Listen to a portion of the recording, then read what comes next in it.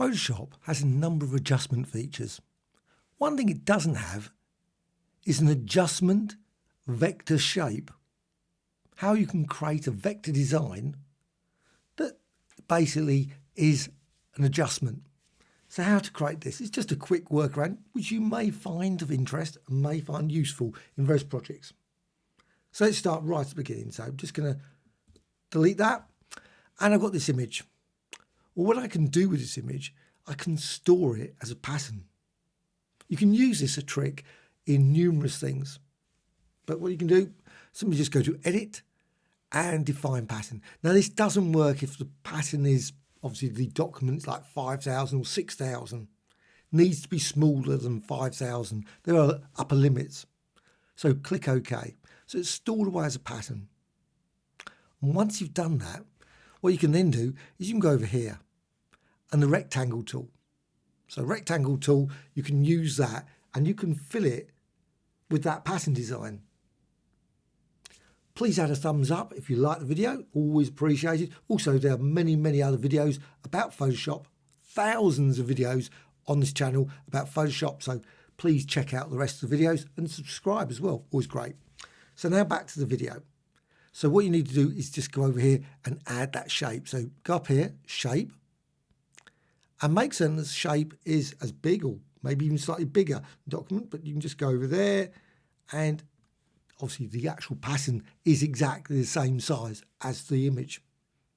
So you can then go up here, click up here, and you can then see you've got solid color, gradient, and you've got patterns.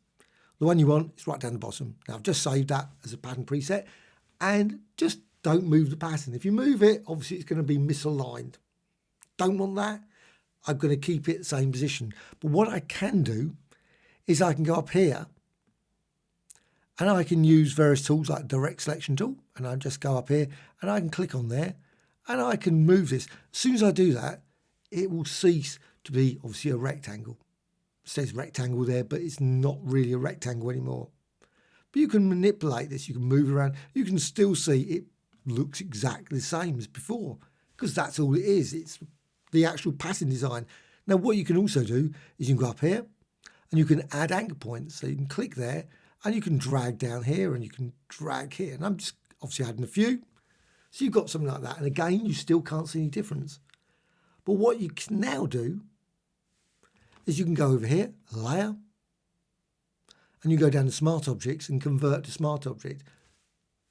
This vector design is still a vector design, though it's been converted to a Smart Object. So convert to Smart Object. So you can see it's Smart Object. It still looks the same.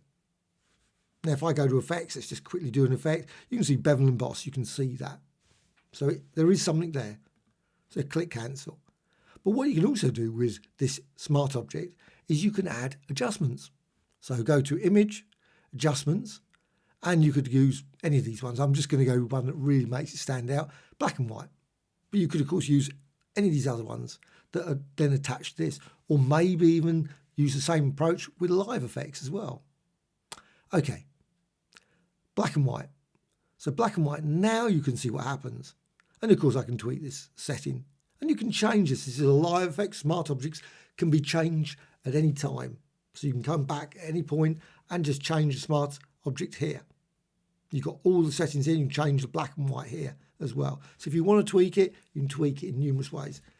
But say you decide, you know what, that vector design, you can see the sharpness of the vector design. So now you've got this adjustment. What you can do, you can double click here. And then you go in here and you've got now the vector design. So what you can then do is go direct selection tool or one of the other tools. Again, don't move it. As soon as you start moving around, it will misalign.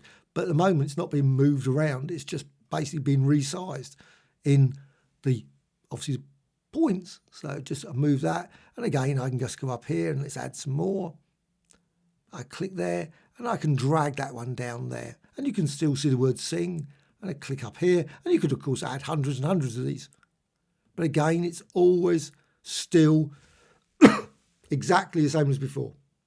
So let's just move that adjustment. That's not having any effect. But what you can do, you can now close it. So close the rectangle, save, and you're back again. You've still got your vector design. and also the adjustment, the black and white adjustment. And you can see it here, and you can move it. If you decide, you know what, I don't want to keep it, I can always go to this black and white, and I can just deselect that. But it's a vector design that you can then manipulate, but with an adjustment. So it's a vector shape adjustment. It's a bit of a workaround, an unusual thing, but maybe of use in some of your projects. Hope you found this tutorial of interest. Any questions, please let me know in the comments below. Always great to hear from you. Bye.